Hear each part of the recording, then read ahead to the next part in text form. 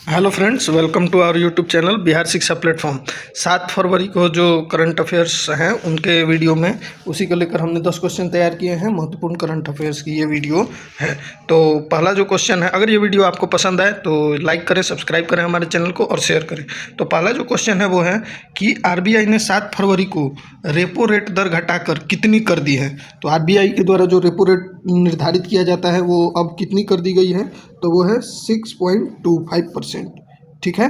और repo rate होता क्या है, तो रेपो रेट में होता ये है कि भाई जो बैंक जो है अल्पकालिक अवधि के लिए, मतलब कम समय के लिए, जो बैंक जो है केंद्रीय बैंक से उधार लेने की जो दर है, जैसे जिस दर पे केंद्रीय बैंक अल्पकालिक अवधि के लिए अन्य बैंकों को धन उधार देता है, उसको हम लोग क्या कहते हैं, रेपो रेट। ठीक है। तो रेपो रेट कितनी घटाकर कर दी गई है आरबीआई के द्वारा, तो 6.25। और ये मई 2020 में आखिरी बार रेपो रेट में 0.40% की कटौती की थी, इसे 4% कर दिया था। लेकिन मई 2022 से ब्याज दरों में बढ़ोतरी होने लगा तो मई 2023 में जाकर रुका था। इस दौरान रेपो रेट में कुल 2.50 की बढ़ोतरी हुई थी, यानी 4% से यह 6.5% तक 6.50 तक पहुँच गया था। अब 5 साल बाद रेपो रेट में फिर कटौती हुई है, तो 6.50 से घटकर यह 6.25% हो गया है। तो 6.25% होने का मतलब 0.25% रेपो रेट दर को घटाया गया है। और इसका फ़ायदा किसको होता है, तो होम लोन, कार लोन और अन्य कर्ज लेने वाले लोगों को इसका लाभ मिलता है। ठीक है। नेक्स्ट क्वेश्चन है, हाल ही में किस भारतीय क्रिकेटर ने संन्यास की घोषणा की है। तो इसका जो करेक्ट आंसर है वो है रिद्धिमान साहा बी। हाल ही में किस भारतीय क्रिकेटर ने संन्यास की घोषणा की है, तो रिद्धिमान साहा ने। और ये कौन से बल्लेबाज हैं, तो विकेट कीपर बल्लेबाज है रिद्धिमान साहा। भारतीय विकेट कीपर है, 40 साल की एज हो चुकी है, अभी उनको उतना मौका मिला नहीं है।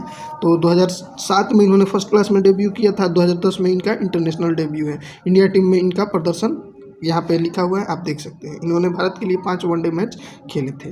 नेक्स्ट है, हाल ही में भारत की सबसे बड़ी मेटल 3D प्रिंटिंग मशीन का अनावरण किसके द्वारा किया गया है। तो इसका जो करेक्ट आंसर है वो है DRDO, defence research development organisation, और IIT हैदराबाद के द्वारा। इन दोनों के सहयोग से इसका अनावरण किया गया है। DRDO जो है क्या है, तो डिफेंस से रिलेटेड ये कार्य करता है, यानी डिफेंस DRDO। डी से हो गया डिफेंस, आर से हो गया रिसर्च, डी से हो गया डेवलपमेंट और इस ओ से हो जाएगा ऑर्गेनाइजेशन। ओके। अब नेक्स्ट इसके बारे में थोड़ा डिटेल जानते हैं। DRDO और IIT हैदराबाद भारत की सबसे बड़ी metal 3D printing machine launch की है। इसने 1 मीटर ऊंचे कंपोनेंट का सफल निर्माण किया है। इस प्रिंटर से रॉकेट और रक्षा क्षेत्र के बड़े कंपोनेंट को निर्माण किया जा सकता है। और यहाँ DRDO के बारे में डिटेल में यहाँ बताया गया है। यह रक्षा मंत्रालय के अधीन कार्यरत एक प्रमुख संस्था है। इसका मुख्यालय नई दिल्ली में है। स्थापना इसकी 1958 में हुई थी। और DRDO के अभी जो वर्तमान चेयरमैन है वो SV कामत है। नेक्स्ट क्वेश्चन है, हाल ही में भारत की पहली फेरेट रिसर्च फैसिलिटी किस शहर में स्थापित की गई है, तो वह है फरीदाबाद। क्या है, फरीदाबाद। इसका जो आंसर है फरीदाबाद। और फरीदाबाद किस राज्य में है, तो ये है हरियाणा में। दिल्ली NCR का क्षेत्र है ये, लेकिन मुख्यतः यह हरियाणा में पड़ता है, फरीदाबाद। इसके बारे में थोड़ा डिटेल जानते हैं। हाल ही में भारत में वैक्सीन रिसर्च एंड पेंडेमिक से निपटने की तैयारी बढ़ाने के लिए, जैसे कोरोना महामारी आई थी, ऐसे ही किसी और पेंडेमिक में आने से उसके लिए प्रिपरेशन के लिए फरीदाबाद में एक पहली फ्रेट रिसर्च फैसिलिटी शुरू की गई है और यह हरियाणा में है। इसका उद्देश्य क्या है, तो वैक्सीन डेवलपमेंट, डिफरेंट टाइप्स के जो वैक्सीन होते हैं पहले उनका रिसर्च होता है, उनका क्लिनिकल ट्रायल होता है और उसके सक्सेस रेशियो को देखा जाता है। तो इसी उद्देश्य से इसको यहाँ पे फैसिलिटी ये शुरू की गई है ताकि इसको और हम सशक्त तरीके से बना पाए। नेक्स्ट क्वेश्चन है, हाल ही में किस ऐतिहासिक किले का नाम बदलकर विजय दुर्ग रखा गया है। तो इसका जो करेक्ट आंसर है वो है सी। क्या है इसका आंसर, तो सी, फोर्ट विलियम। और ये कहाँ है, तो वेस्ट बंगाल में। हाल ही में भारतीय सेना ने कोलकाता में स्थित eastern command headquarter fort William का नाम बदलकर क्या किया है, विजय दुर्ग। किसने किया है, तो भारतीय सेना ने। और ये कहाँ स्थित है, तो कोलकाता के ईस्टर्न कमांड हेडक्वार्टर में। फोर्ट विलियम का ऐतिहासिक डिटेल भी यहाँ दिया गया है, जिसको कि 1781 में ब्रिटिश ईस्ट इंडिया कंपनी द्वारा बनाया गया। इसका नाम इंग्लैंड के राजा विलियम III के सम्मान में रखा गया था। यह ब्रिटिश इंडिया के टाइम में परफेक्ट सैन्य अड्डे के रूप में कार्यरत था। स्वतंत्रता के बाद इंडियन आर्मी की पूर्वी कमांडेंट का इसको मुख्यालय बनाया गया था। क्लियर है। इसके बाद हम नेक्स्ट क्वेश्चन देखते हैं, हाल ही में किस राज्य का स्कूल ग्रीन स्कूल अवार्ड पाने वाला पहला पूर्वोत्तर राज्य का शिक्षण संस्थान बना है। तो इसका आंसर हो जाएगा सी। इसका आंसर है सी, सिक्किम। ठीक है। इसके सिक्किम के नामची के PM Shri government senior secondary school 4 फरवरी को इंडिया हैबिटेट सेंटर नई दिल्ली में आयोजित ग्रीन कार्निवाल और ग्रीन स्कूल अवार्ड समारोह में centre of science and environment द्वारा राष्ट्रीय ग्रीन स्कूल अवार्ड से सम्मानित किया गया है। ये किस राज्य में है ये आपको ध्यान रखना है, ये जरूरी है। ये सिक्किम में है और बाकी डिटेल आप यहाँ इजीली देख सकते हैं। नेक्स्ट क्वेश्चन है, अंतर्राष्ट्रीय वायु परिवहन संघ की रिपोर्ट के अनुसार घरेलू उड़ानों के लिए यात्री लोड फैक्टर में किस देश ने पहला स्थान हासिल किया है? तो ये होगा भारत। किस देश ने पहला स्थान हासिल किया है? तो भारत ने। अब इसके बारे में थोड़ा डिटेल देखते हैं।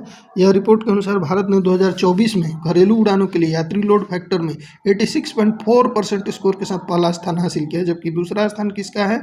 तो संयुक्त राष्ट्र अमेरिका का दूसरा स्थान है अमेरिका का। यानी फर्स्ट हो गया भारत, फर्स्ट, दूसरा हो गया अमेरिका सेकंड, और चाइना हो जाएगा आपका थर्ड, तीसरे प्लेस पे। ठीक है, तो नागरिक उड्डयन महानिदेशालय के अनुसार भारत के घरेलू विमानन क्षेत्र ने 2024 में 163 मिलियन यानी 16 करोड़ 30 लाख लोगों को यात्रा कराई है, जो कि एक बड़ी संख्या है। नेक्स्ट क्वेश्चन है, हाल ही में चंद्रयान से चुनाव तक पहल किसने शुरू किया है? तो ये शुरू किया है भारतीय चुनाव आयोग ने। किसने शुरू किया है? तो भारतीय चुनाव आयोग ने। भारतीय निर्वाचन आयोग के द्वारा दिल्ली में चुनाव के चलते पश्चिमी दिल्ली में यह पहल शुरुआत की गई है, वेस्ट दिल्ली में, और इसका उद्देश्य क्या है? तो चुनाव में मतदाताओं की जागरूकता को बढ़ाना और उनकी भागीदारी को अधिक से अधिक सुनिश्चित करना। नेक्स्ट क्वेश्चन है, हाल ही में किस देश ने कठोर घृणा अपराध कानून पारित किया है? तो ये किया है ऑस्ट्रेलिया ने। किसने किया है? ऑस्ट्रेलिया ने। ऑस्ट्रेलिया ने यहूदी विरोधी भावनाओं में आई तेजी से निपटने के लिए सख्त घृणा अपराध विरोधी कानून पारित किए हैं, जिसमें आतंकवादी अपराधों और घृणा प्रतीकों को प्रदर्शित करने के लिए अनिवार्य न्यूनतम सजा को शामिल किया है। इसके तहत न्यूनतम जो है रूप से नाजी सलामी के लिए न्यूनतम 12 महीने की जेल की सजा होगी तथा आतंकवाद संबंधी अपराधों के लिए 6 वर्ष की जेल की सजा होगी। ये दोनों सजाओं को याद रखेंगे। आतंकवादी विरोधी गतिविधियों के लिए 6 साल और नाजी सलामी के लिए न्यूनतम 12 महीने की जेल की सज़ा होगी। नेक्स्ट और अंतिम क्वेश्चन है, हाल ही में जनजातीय सांस्कृतिक समागम 2025 का आयोजन कहाँ किया गया? तो ये किया गया प्रयागराज में। जैसा कि आप लोग जानते हैं अभी वहाँ पे कुंभ का भी आयोजन हो रहा है, साथ ही साथ वहीं पे जनजातीय सांस्कृतिक समागम का भी आयोजन 2025 का प्रयागराज में किया गया है। और प्रयागराज कहाँ है? सभी जानते हैं उत्तर प्रदेश में। यहाँ 3 नदियों का संगम भी होता है, जिसके कारण इसको संगम तट भी प्रयागराज में है, और उसको पूर्व नाम इसका था इलाहाबाद। 6 दिवसीय, और यह कितने दिन चलेगा? तो 6 दिन तक 6 दिवसीय जनजातीय सांस्कृतिक समागम है, जो कि कब शुरू हुआ? तो 6 फरवरी को। इसमें देश भर से 15,000 से अधिक आदिवासी भाग लेंगे। साथ ही साथ बिरसा मुंडा की 150वीं जयंती के उपलक्ष्य में वर्ष 2025 को जनजातीय गौरव वर्ष भी घोषित किया गया है। तो ये वीडियो अगर पसंद आई हो तो हमारे चैनल को लाइक करें, सब्सक्राइब करें और शेयर करें अपने दोस्तों के साथ, और हमें सपोर्ट करें। धन्यवाद। जय हिंद।